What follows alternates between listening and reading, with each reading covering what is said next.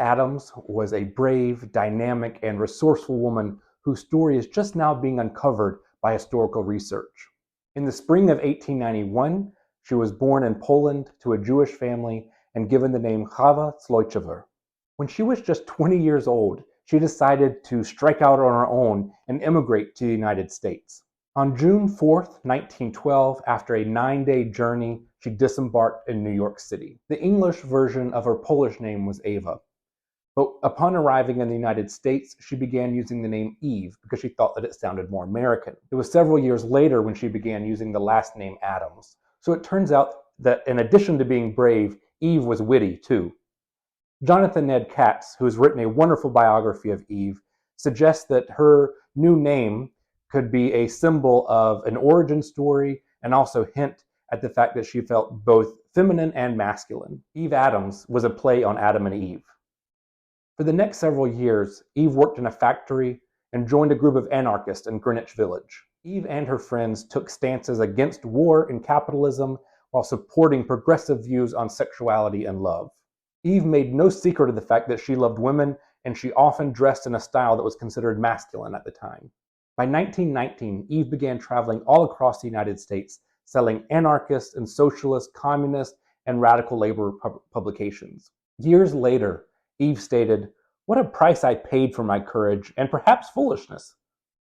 Unfortunately, her politics drew the attention of the authorities, and Eve was eventually put on the Radical Activities Index by the U.S. Bureau of Investigation, which was led by J. Edgar Hoover. Eve lived in Chicago from 1921 to 1923. While there, she ran a tea room called the Gray Cottage with her partner, Ruth Norlander. The tea room was known to be a safe haven for political leftists, radicals, and members of the queer community. By this point, Eve had decided she wanted to make America her home.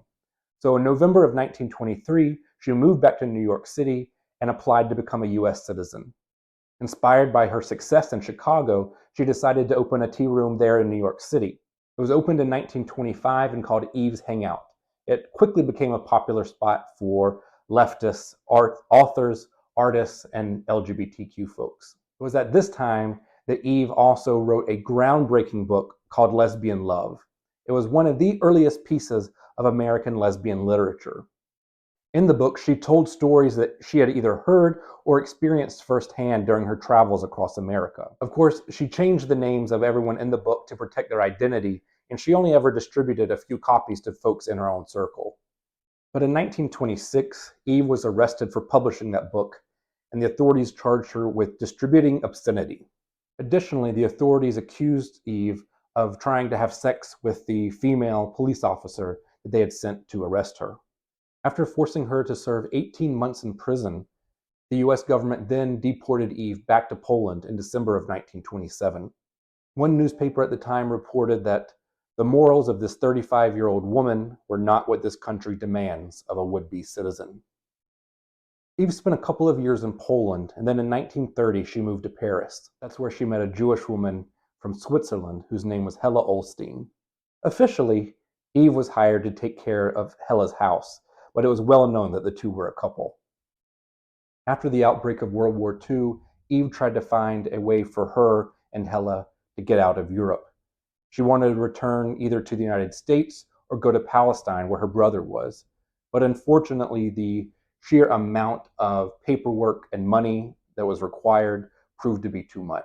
Switzerland also denied Hella's request to escape Nazi-occupied France. In 1940, both Eve and Hella moved out of Paris together to southern France, hoping to escape the Nazis.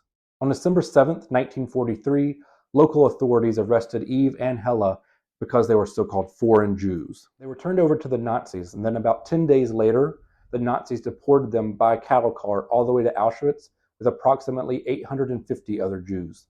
Upon arrival at Auschwitz, 345 people were selected for forced labor, and the remaining 505 were murdered in the gas chambers.